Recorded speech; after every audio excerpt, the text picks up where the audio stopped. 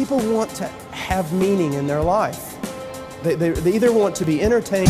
5, 4, 3, 2, 1. The vessel lifts off that will save the human race. Or they want to have some kind of meaning. So you make them busy. You make them part of a machine. You make them part of a vision of a charismatic leader. And you get them all headed in the same direction. That's why, you know, a 60-year-old accountant for Walmart ends up joining a biker gang and going to Sturgis, you know, and hanging out with all the people. Why? Because he's looking for something. So you can build a church on all kinds of things that aren't biblical. And that is the great problem. A lot of the excuses that are happening today, there is no excuse, but they're founded upon the fact that pastors do not fear God and are not managing God's bride according to the dictates He's given them.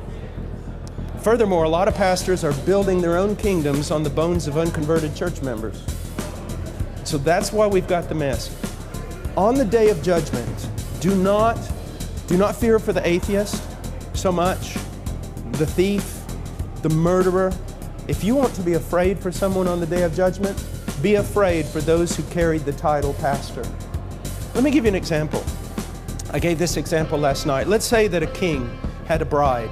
He loved her. He dressed her in white. She was pure and precious to him, and the people admired her for her virtue, for her merit. And the king has to go on a long journey, and so he tells his steward, he calls his steward in and he says, here are the directions, and you are to care for my bride.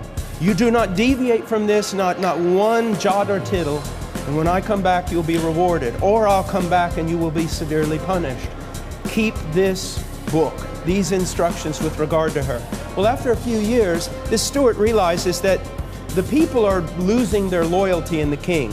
And they're no longer concerned about the bride because, well, she's just prudish. She's old-fashioned.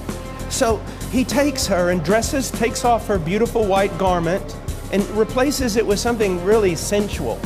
Paints her face like a prostitute and then marches her up and down the kingdom and uses this new look to attract carnal men back into the kingdom. When that king comes back, there are no words to describe what he will do to that steward. And when Jesus Christ comes back, there are no words to describe what he will do to many of these men who call themselves pastors, who have done to his bride exactly what the steward did in that parable I just told.